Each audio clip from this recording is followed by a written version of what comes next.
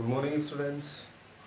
जैसा आपको पता है आपके पीरियोडिक टेस्ट 10 तारीख से शुरू होने वाले हैं। उसमें आपका first chapter and second chapter आपका पीरियोडिक टेस्ट में है।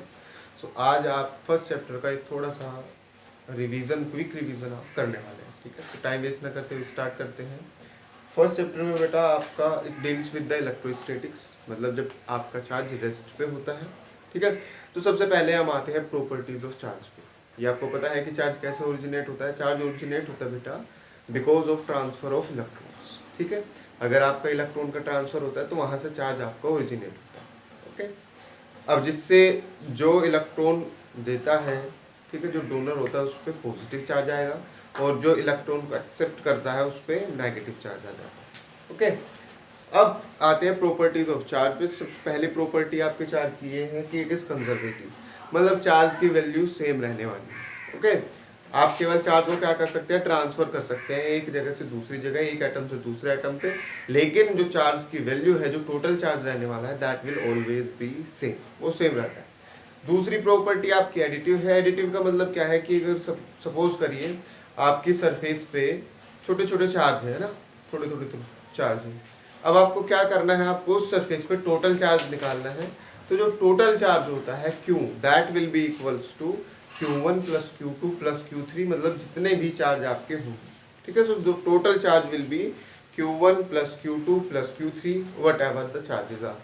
Okay, and the third one is really important. ठीक है, एंड थर्ड वन क्या कहती है, चार्ज इज क्वांटाइज्ड। क्वांटाइज्ड का मतलब है that charge can only be transferred in several amounts. ठीक है, चार्ज केवल सेवरल अमाउंट्स में ही ट्रांसफर किया जा सकता है। चार्ज हमेशा स्केल हिसाब से कहूँ तो होल नंबर्स में ही ट्रांसफर किया जा सकता है। मतलब या तो आपका 1e चार्ज ट्रांसफर होगा, या आपका 2e या 3e या 4e। ठीक है, केवल होल नंबर्स में। ऐसा नहीं है कि 1.5e आपका ट्रांसफर हो जाए, 2.5 आपका ट्रांसफर हो जाए, नहीं। ठीक है, charge is only transferred in several amounts. ठीक है, and the minimum possible amount is e, electronic charge. ठीक है, तो आपका 1e हो सकता है, 2e हो सकता है, 3e हो सकता है, मतलब चार्ज हमेशा वो नंबर में ट्रांसफर आपका होने वाला है। So these are the 3 properties of charge. अब दूसरी बात करते हैं कि अगर आपके पास 2 चार्ज है तो उन दोनों के बीच में क्या करते हैं, एक इंटरेक्शन होता है। ठीक है, इंटरेक्शन होगा तो क्या होगा, इन दोनों के बीच में एक फोर्स लगेगी। ओके, अब वो जो फोर्स है वो कितनी होती है, फोर्स कितनी होगी, that is given by Coulomb's law. तो कूलम्ब्स लॉ कहता है कि force between two charges is directly proportional, force between two charges is directly proportional to the product of charges Q1 Q2। ठीक है, इन दोनों के डायरेक्टली प्रोपोर्शनल है, and inversely proportional to the square of distance between them. Inversely proportional to the square of distance between them, मतलब जितनी ज्यादा उनके बीच में डिस्टेंस होगी उतना ही फोर्स कम लगेगा। ओके, और जितना ज्यादा मैग्नीट्यूड होगा चार्ज का उतना ही फोर्स ज्यादा लगेगा। Okay, so force is directly proportional to the product of charges, जितना ज्यादा मैग्नीट्यूड उतनी ज्यादा force, and is inversely proportional to the square of radius, मतलब जितनी कम रेडियस फोर्स उतनी ज्यादा, जितनी ज्यादा रेडियस फोर्स उतनी ही कम। ओके, फिर अगर दोनों को कंबाइन कर लिया जाए तो force is directly proportional to Q1 Q2 upon R square. ये आ गए। अब यहाँ से जब आप इसे प्रोपोर्शनलिटी को हटाओगे, प्रोपोर्शनल साइन को हटाओगे, तो यहाँ एक कांस्टेंट जुड़ जाता है, दैट इज K, एंड इस K की जो वैल्यू आई है that will be 1/4 pi. K की वैल्यू क्या आएगी, 1/4 पाई। सो मैग्नीट्यूड ऑफ फोर्स आपके पास आ जाएगा 1/4 pi epsilon naught Q1 Q2 upon R square. Okay, अब फोर्स कैसी क्वांटिटी है, एक वेक्टर क्वांटिटी है। तो अगर डायरेक्शन मुझे बतानी है तो डायरेक्शन बताने के लिए F vector is equals to 1/4 pi epsilon naught Q1 Q2 upon R square, ये आ जाएगा आपका यूनिट वेक्टर। यूनिट वेक्टर में क्या होता है, केवल डायरेक्शन होती है बेटा, मैग्नीट्यूड 1 होता है इसका। तो डायरेक्शन किससे बताएंगे आप, यूनिट वेक्टर R कैप से। ठीक है, अब कोई भी वेक्टर जो है R vector that is equals to R into R cap, तो R कैप की वैल्यू आ जाएगी R vector upon R। R cap की वैल्यू क्या आ जाएगी, R वेक्टर अपॉन R। ये वैल्यू आप यहाँ पुट कर देंगे, so that will be 1/4 pi epsilon naught Q1 Q2। ये R स्क्वायर है तो नीचे एक R जुड़ जाएगा, मतलब मल्टीप्लाई हो जाएगा, सो R क्यूब, और ये आपका R वेक्टर। ठीक है, सो ये आपकी हो जाएगी फोर्स। अब क्या है, दो चार्ज के बीच में आप आराम से निकाल सकते हो फोर्स। अब क्या हो सकता है, there will be more than two charges या there may be a system of charges. तो अगर आपके पास दो से ज़्यादा चार्ज है या आपके पास आप कहें there is a system of charge, and अगर आप किसी चार्ज पे टोटल फोर्स निकालना चाहते हैं, then how will you calculate the force? That is done with the help of superposition of force. Superposition of force की वजह से आप निकाल सकते हैं, मतलब उसमें जो टोटल फोर्स होगी वो होगी F1 प्लस F2 प्लस, ठीक है, and these are the vector sum of the individual forces, vector sum of the individual forces. ये मैंने आपको क्लास में कितनी ही बार बताया है कि किस तरह से बेटा आप किस तरह से आप जो है इजीली फोर्स निकाल पाते, समझ रहे हैं। अब बात आती है फोर्स के बाद इलेक्ट्रिक फील्ड की। तो इलेक्ट्रिक फील्ड क्या है, किसी भी चार्ज के चारों ओर कोई रीजन है, ठीक है, चार्ज के चारों ओर कोई रीजन है जहां कोई दूसरा चार्ज अगर आएगा तो फोर्स फील करता है, ठीक है। कोई दूसरा चार्ज अगर आएगा तो वो क्या करेगा, वो एक फोर्स फील करेगा। वो फोर्स आपकी अट्रैक्टिव भी हो सकती है, रिपल्सिव भी हो सकती है, depending upon the size of the nature of the charge. अगर वो बेटा पॉजिटिव है एंड पॉजिटिव ही चार्ज आ रहा है तो क्या होगा, रिपल्सन होगा। पॉजिटिव है नेगेटिव चार्ज आ रहा है तो अट्रैक्शन होगा, ठीक है। तो किसी भी चार्ज के चारों ओर कोई रीजन जहां पे कोई दूसरा चार्ज फोर्स फील करता है, दैट इज इलेक्ट्रिक फील्ड। कितनी फोर्स, कितना electric field, that is given by electric field intensity and it is equals to F vector upon Q, F vector upon Q, ठीक है। ये Q वो charge है जो आपका बेटा लाया जा रहा है, ठीक है, जो लाया जा रहा है, मतलब ये Q यहाँ पे जो है ये टेस्ट चार्ज है, टेस्ट चार्ज है, ठीक है, जो आप ला रहे हो। एंड यहाँ पे जो इलेक्ट्रिक फील्ड है ये किसकी वजह से है, ये सोर्स चार्ज की वजह से है, मतलब वो चार्ज जिसकी वजह से आपका इलेक्ट्रिक फील्ड आपका है, ठीक है, जो इलेक्ट्रिक फील्ड आपका प्रोड्यूस करता है। इसके बाद आता है, अगर इलेक्ट्रिक फील्ड है तो इलेक्ट्रिक फील्ड लाइंस होंगी, किसके लिए, to determine the direction, direction बताने के लिए, किसकी डायरेक्शन, इलेक्ट्रिक फील्ड की। तो क्या कहता है कि इलेक्ट्रिक फील्ड लाइंस क्या होती है, कर्व होती है, आर कर्व्स, कर्व्स है। इन कर्व्स पे बेटा अगर आप टेंजेंट खींच देंगे, कर्व्स पे अगर आपने टेंजेंट ड्रॉ कर दी है तो टेंजेंट ड्रॉ करते ही आपको मिल जाएगी direction of electric field, direction of electric field. इनकी कुछ प्रॉपर्टीज क्या होती है, पॉजिटिव से स्टार्ट होगी, नेगेटिव पे एंड होगी, पॉजिटिव से स्टार्ट होगी, नेगेटिव पे एंड होगी। दूसरी प्रॉपर्टी है कैन नॉट इंटरसेक्ट, इंटरसेक्ट नहीं कर सकते, क्यों, क्योंकि अगर जहां ये इंटरसेक्ट करेगी, जहां पे भी ये इंटरसेक्ट करती है वहां पे दो डायरेक्शन हो जाती है इलेक्ट्रिक फील्ड की, ठीक है।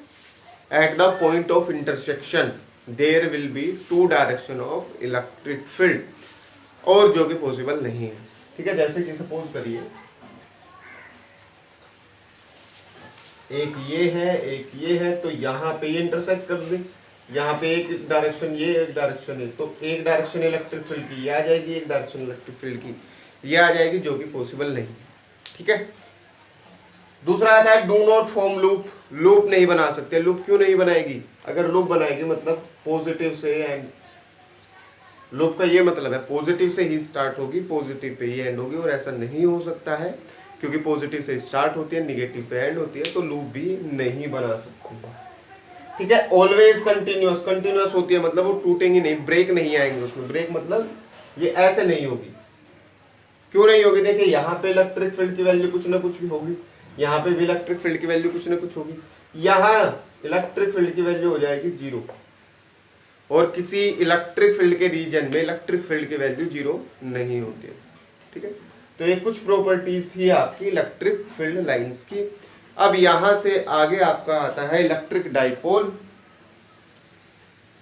ठीक है, डाइपोल देखने वाले हैं।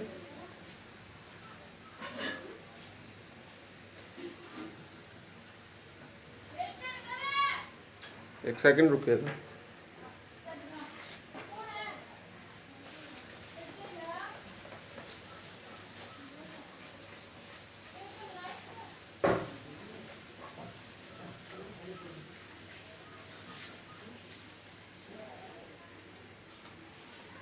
सो डाइपोल आएगा। डाइपोल क्या होता है, system of equal and opposite charge, ठीक है, इक्वल एंड अपोजिट चार्ज मतलब एक आपका पॉजिटिव होगा, एक आपका निगेटिव होगा, separated by some distance, separated by some distance. ठीक है, तो इनके बीच के जो डिस्टेंस है आप बोल देते हैं 2a। जो डायरेक्शन होती है p की, p that is charge into distance, either charge into distance. ठीक है, एंड डायरेक्शन होगी -q से +, -q से +q, ये आपकी डायरेक्शन होती है। इलेक्ट्रिक फील्ड आप इसके लिए निकाल सकते हैं, दो केस इसमें है, एक आपको होता है एक्सियल पॉइंट, दूसरा इसमें होता है इक्वेटोरियल पॉइंट। ठीक है, एक्सियल मतलब सपोज करिए ये पॉजिटिव क्यू निगेटिव क्यू, तो यहाँ पे कोई पॉइंट P होगा जो कि सेंटर से r डिस्टेंस पे है। ठीक है, सेंटर से r डिस्टेंस पे है, तो यहाँ आपको पता करना होता है। तो ये आपका होता है कि इस एक्सियल पॉइंट पे, ये आप देख लेंगे कैसे होता है। एंड इक्वेटोरियल पॉइंट होता है, सपोज करिए ये +q है, ये -q है, तो ये पॉइंट, ये इक्वेटोरियल पॉइंट है, सेंटर से इसकी डिस्टेंस होगी r, तो एक आपको यहाँ पे पता करना होता है। ठीक है, वो आप इजीली कर सकते हैं, या मैंने आपसे बहुत बार करवाया हुआ है। ठीक है, फिर अगर आपका सिस्टम है तो सिस्टम के लिए इलेक्ट्रिक फील्ड की वैल्यू कैसे निकालिएगा। आपको ये पता है कि पॉजिटिव से बाहर की तरफ, देखो न्यूमेरिकल किस तरह से आ सकता है, जैसे सपोज करिए ये आपका सिस्टम है, +2 कॉलम, -2 कॉलम, -2 कॉलम, +2 कॉलम, यहाँ पे आपको निकालना है। और ये सपोज करिए डिस्टेंस दी हुई है 5 मीटर, तो प्लस से बाहर की तरफ, माइनस में अंदर की तरफ, प्लस में बाहर की तरफ, माइनस में अंदर की तरफ, तो इस तरह से। तो एक आ जाएगा इस तरह से और एक आ जाएगा इस तरह से। ठीक है, इन दोनों का ऐड करके ये आ जाएगा, इन दोनों को ऐड करके ये आ जाएगा, फिर इन दोनों के बीच में एंगल है 90 डिग्री, तो रिजल्टेंट ये आ जाएगा E1 square plus E2 square plus 2E1 into cos theta. ये आप कर सकते हैं। ठीक है, इस तरह से आप इलेक्ट्रिक फील्ड निकाल सकते हैं। अगर यहाँ पे इलेक्ट्रिक फील्ड निकाल लिया, यहाँ पे कहते हैं कि चार्ज हमने रख दिया 2 कूलम का, तो फोर्स हो जाएगी 2 कूलम इंटू इलेक्ट्रिक फील्ड जो आप निकालते रहोगे। ठीक है, तो इस तरह से आप इलेक्ट्रिक फील्ड बहुत आसानी से निकाल सकते हैं। केवल आपको ये याद रखना है कि पॉजिटिव से बाहर की तरफ, निगेटिव में अंदर की तरफ। ओके, इसके बाद बेटा आपका आता है टॉर्क।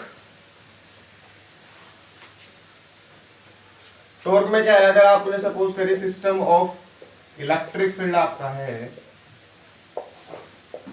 यहां पे आपने इस तरह से एक डाइपोल रख दिया है माइनस एंड प्लस, तो ये क्या करता है, ये रोटेट करने की टेंडेंसी प्रोड्यूस करता है। क्या करेगा, रोटेट करने की टेंडेंसी प्रोड्यूस करेगा। तो टॉर्क आपका आता है PE साइन थीटा। टॉर्क क्या आएगा, PE साइन थीटा, जहां P आपका होता है Q into 2A E sine theta. ठीक है, तो ये क्या करने की कोशिश करता है, इसे पूरे को रोटेट करने की कोशिश करता है। रोटेट करने से क्या होगा, ये अलाइन कर लेगा इसे खुद की डायरेक्शन में, इस तरह से माइनस इधर आ जाएगा, प्लस इधर आ जाएगा। ठीक है, तो इस तरह से आपका कुछ ये करने की कोशिश करता है। कैसे करता है, देखिए माइनस पे फोर्स इधर की तरफ, प्लस पे फोर्स इधर की तरफ, तो क्या होगा, two equal and opposite forces, अलग लाइन ऑफ एक्शन है, तो ऐसे रोटेट होगा। ठीक है, अब इसमें भी दो कंडीशन आती है, एक होती है इक्विलिब्रियम। इक्विलिब्रियम क्या, जब टॉर्क आपका जीरो हो जाए। टॉर्क जीरो कब हो सकता है, जब साइन थीटा 0 डिग्री हो, 0 हो। तो ये साइन थीटा 0 का क्या हो सकता है, थीटा 0 डिग्री हो या फिर थीटा 180 डिग्री हो। थीटा 0 डिग्री का मतलब स्टेबल इक्विलिब्रियम,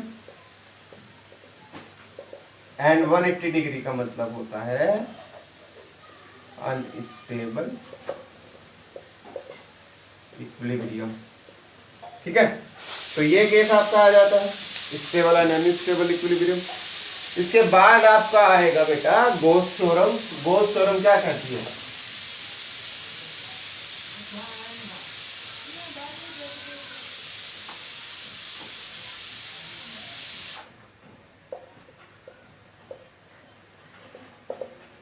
किसी भी क्लोज सरफेस से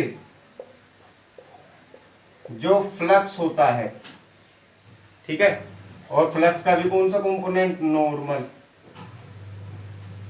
ठीक है, फ्लक्स होता है बेटा B dot A, that is B A cos theta. अगर स्मॉल सरफेस के लिए मैं लूंगा तो डी फाई आ जाएगा एंड वो आ जाएगा integration B dot D S. ठीक है, तो जो फ्लक्स होता है क्लोज सरफेस के लिए, क्लोज सरफेस के लिए B dot D S that is equals to Q upon epsilon naught. क्या होता है? Equals to Q upon epsilon naught, जहां आपका क्यू क्या है? चार्ज है उस सरफेस में, और एप्सिलॉन नोट आपका कांस्टेंट होता है। तो आप कोई भी सरफेस मानिए, उस सरफेस के लिए आप ये इजीली निकाल पाएंगे। ठीक है, तो गोस थ्योरम है, गोस थ्योरम की एप्लीकेशन हो सकती है। ये आप याद रखिए कि किसी भी सरफेस से जो फ्लक्स होगा वो इतना होता है, क्यू अपॉन एप्सिलॉन नोट। कई बार क्या होता है क्यूब से पूछ लेता है, तो सपोज करें चार्ज है, ये क्यूब आपका है,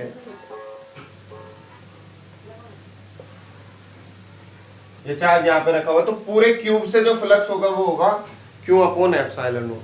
पूरे क्यूब से जो फ्लक्स होगा वो होगा क्यू अपॉन एप्सिलॉन नोट। आपसे कई बार क्या पूछ लेता है कि एक फेज से बताइए, तो पूरे क्यूब से मतलब 6 फेज से कितना है? क्यू अपॉन एप्सिलॉन नोट है, तो एक फेज से कितना होगा? Q upon 6 epsilon note. तो वो आप सोच के देखिएगा किस किस तरह से आप निकाल सकते हैं। दूसरा इसमें आता है एप्लीकेशन ऑफ गोस थ्योरम, वो आप वायर के लिए निकाल सकते हैं, वो आप स्फेरिकल स्फीयर या स्फेरिकल सेल के लिए निकाल सकते हैं। थर्ड आपका होता है प्लेट के लिए। ठीक है, तो वो सभी आप देख लीजिएगा। इस चैप्टर में आपका इतना ही है, ये आप बहुत अच्छे से करिएगा। और इसके बाद इसकी जितनी भी एप्लीकेशन है, फोर्स पे न्यूमेरिकल, इलेक्ट्रिक फील्ड पे न्यूमेरिकल, गोस थ्योरम की एप्लीकेशन, गोस थ्योरम पे न्यूमेरिकल, ये आपको करने हैं, ये आपके उसमें पूछे जा सकते हैं। ठीक है, तो इतना ही करते हैं। रिवाइज करिए, अच्छे से पढ़िए, और आई होप आप अच्छा करेंगे। Thank you.